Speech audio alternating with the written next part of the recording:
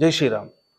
ತೆಂಕುತಿಟ್ಟಿನ ಯಕ್ಷಗಾನಕ್ಕೆ ಒಂದು ಶೈಕ್ಷಣಿಕ ಸಂಸ್ಥೆಯ ಕೊಡುಗೆಗಳನ್ನು ಉಲ್ಲೇಖ ನಾವು ಮಾಡೋದಿದ್ರೆ ಪುತ್ತೂರಿನ ವಿವೇಕಾನಂದ ಕಾಲೇಜಿನ ಯಕ್ಷರಂಜಿನಿಯ ಮೂಲಕ ಈ ಕೊಡುಗೆ ಅಪಾರವಾಗಿ ಸಲ್ತದೆ ಎನ್ನುವಂಥದ್ದು ನೆನಪಿಸ್ತೇನೆ. ಸರಿಸುಮಾರು 70ರ ದಶಕದಲ್ಲಿ ಯಕ್ಷರಂಜಿನಿ ಎನ್ನುವಂತಹ ಒಂದು ಯಕ್ಷಗಾನ ಸಂಘಟನೆಯನ್ನು ಆ ಕಾಲದಲ್ಲಿ ಸಂಘಟಿಸಿ ಉಪನ್ಯಾಸಕರು ಮತ್ತು ವಿದ್ಯಾರ್ಥಿಗಳು ಒಟ್ಟಿಗೆ ಸೇರಿ ಯಕ್ಷ ಭೂಮಿಕೆಯಲ್ಲಿ ಪಾತ್ರವನ್ನು ನಡೆಸಿ ಆ ಯಕ್ಷಗಾನವನ್ನು ಬೆಳೆಸಿದಂತಹ ದಿನಗಳನ್ನು ನೋಡಿದರೆ ಅತ್ಯಂತ ರೋಮಾಂಚನ ಆಗ್ತದೆ. ಯಕ್ಷರಂಜನಿಯಲ್ಲಿ ನಾನು ಕೂಡ ಭಾಗವಹಿಸಿದ್ದೇನೆ. ಅಲ್ಲಿಯ ವಿದ್ಯಾರ್ಥಿಯಾಗಿ ಆ ಯಕ್ಷರಂಜನಿಯ ಯಕ್ಷಗಾನ ಕೂಟಗಳಲ್ಲಿ ನಾನು ಭಾಗವಹಿಸಿದ್ದೇನೆ ಎನ್ನುವಂಥದ್ದು ಕೂಡ ನನಗೆ ಅತ್ಯಂತ ಖುಷಿ ಮತ್ತು ಹೆಮ್ಮೆಯ ಸಂಗತಿ.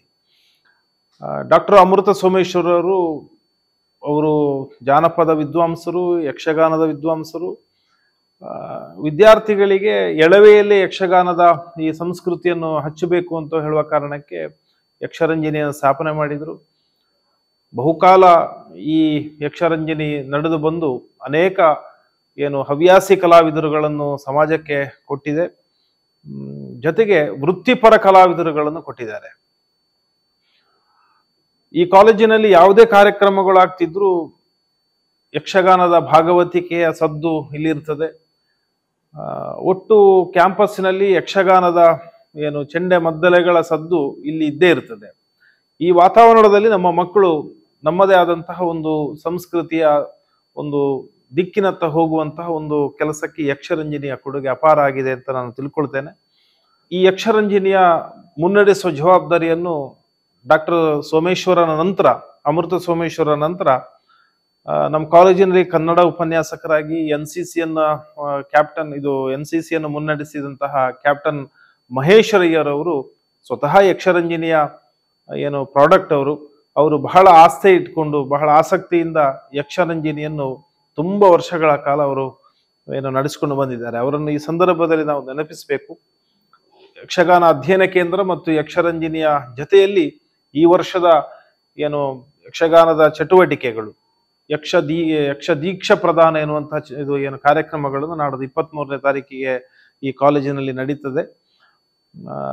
ಆ ದಿವಸ ವಿಶೇಷವಾಗಿ ನಮ್ಮ ಮಕ್ಕಳು ಕದಂಬ ಕೌಶಿಕೆ ಎನ್ನುವಂತಹ ಒಂದು ತಾಳಮದ್ದಲೆಯನ್ನು ಬಹಳ ಚೆನ್ನಾಗಿ ಅದನ್ನು ತೋರಿಸುವಂತಹ ಒಂದು ಕೆಲಸ ನಡೀತದೆ. ಪಾತ್ರವರ್ಗದಲ್ಲಿ ಹಿಮ್ಮೇಳ ಮತ್ತು ಮುಮ್ಮೇಳದಲ್ಲಿ ನಮ್ಮದೇ ವಿದ್ಯಾರ್ಥಿಗಳು ಇದ್ದುಕೊಂಡು ಈ ಕದಂಬ ಕೌಶಿಕೆ ತಾಳಮದ್ದಲೆಯನ್ನು ನಡೆಸಿಕೊಡುತ್ತಾರೆ.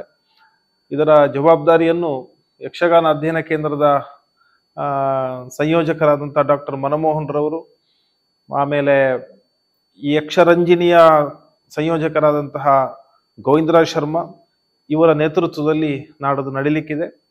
ಈ ಎಲ್ಲ ಕಾರ್ಯಕ್ರಮಕ್ಕೆ ನಮ್ಮ ವಿದ್ಯಾರ್ಥಿಗಳು, ಉಪನ್ಯಾಸಕರು, ಯಕ್ಷರಂಜನಿಯ ಪ್ರಾಡಕ್ಟ್ಗಳು ಯಾರಿದ್ದಾರೆ, ಇಲ್ಲಿ ತಯಾರಾದಂತಹ ಹವ್ಯಾಸಿ ಕಲಾವಿದರು ನೀವೆಲ್ಲ ಬರಬೇಕು.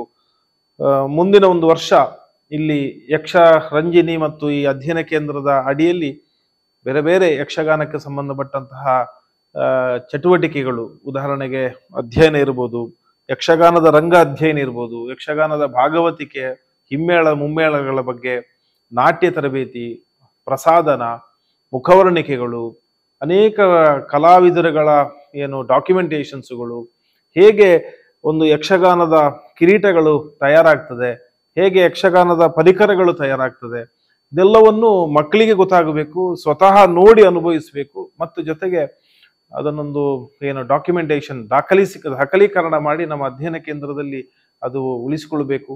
ಅನೇಕ ಪ್ರಸಂಗ ಪುಸ್ತಕಗಳನ್ನು ನಮ್ಮಲ್ಲಿ ಇಟ್ಕೊಳ್ಬೇಕು. ಒಟ್ಟು ಯಕ್ಷಗಾನಕ್ಕೆ ಸಂಬಂಧಪಟ್ಟ ಅಧ್ಯಯನವನ್ನು ನಮ್ಮ ಈ ಅಧ್ಯಯನ ಕೇಂದ್ರ ಮತ್ತು ಯಕ್ಷರಂಜನಿ ಕಡೆಯಿಂದ ಮಾಡಬೇಕು ಅಂತ ಹೇಳುವಂತ ಒಂದು ಯೋಚನೆ ಇದೆ. ನಮ್ಮ ಸಂಸ್ಥೆಯ ಅಧ್ಯಕ್ಷರಾದಂತಹ ಡಾಕ್ಟರ್ ಶ್ರೀಪತಿ ಕಲ್ಲೂರಾಯ ಇವರು ಕೂಡ ಮಂಗಳೂರು ವಿಶ್ವವಿದ್ಯಾನಿಲಯದಲ್ಲಿ ಅನೇಕ ವರ್ಷಗಳ ಕಾಲ ಅಲ್ಲಿಯ ಯಕ್ಷಗಾನ ಅಧ್ಯಯನ ಕೇಂದ್ರದಲ್ಲಿ ಇದ್ದುಕೊಂಡು ಅದಕ್ಕೊಂದು ವಿಶೇಷವಾದಂತಹ ಒಂದು ಸ್ವರೂಪವನ್ನು ಕೊಟ್ಟವರು.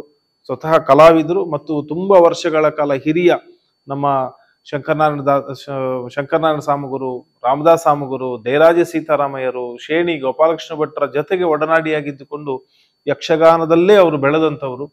ಹಾಗಾಗಿ ಅವರು ಸಹ ಅವರ ಒಂದು ಮಾರ್ಗದರ್ಶನಗಳು, ಅವರ ಯೋಚನೆಗಳು ಈ ಯಕ್ಷಗಾನ ಅಧ್ಯಯನ ಕೇಂದ್ರಕ್ಕೆ ಸಿಗ್ತಾ ಇರುವಂಥದ್ದು ನಮ್ಮೆಲ್ಲ ಸೌಭಾಗ್ಯ. ಈ ದೃಷ್ಟಿಯಲ್ಲಿ ಯಕ್ಷರಂಜನೆಯನ್ನು ಬೆಳೆಸೋಣ, ಅಧ್ಯಯನ ಕೇಂದ್ರವನ್ನು ಬೆಳೆಸೋಣ, ಯಕ್ಷಗಾನವನ್ನು ಬೆಳೆಸೋಣ ಮತ್ತು ಆ ಒಂದು ಒಳ್ಳೆಯ ಸಂಸ್ಕೃತಿಯ ಜೊತೆಗೆ ನಾವೆಲ್ಲ ಮಿಂದು ಏಳೋಣ ಅಂತ ಹೇಳ್ತಾ ನಾಡಿನ ಕಾರ್ಯಕ್ರಮಕ್ಕೆ ಎಲ್ಲರನ್ನೂ ಬಹಳ ಪ್ರೀತಿಯಿಂದ ಸ್ವಾಗತಿಸ್ತೇವೆ.